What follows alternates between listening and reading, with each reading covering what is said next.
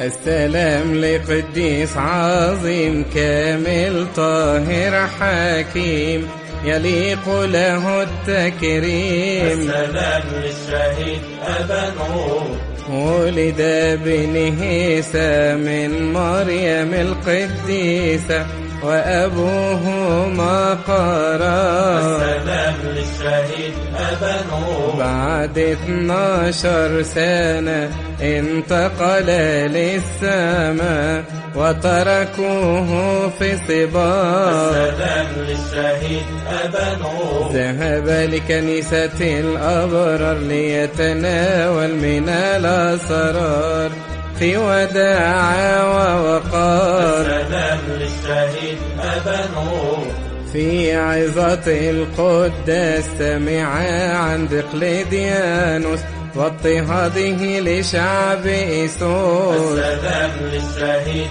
أبا نور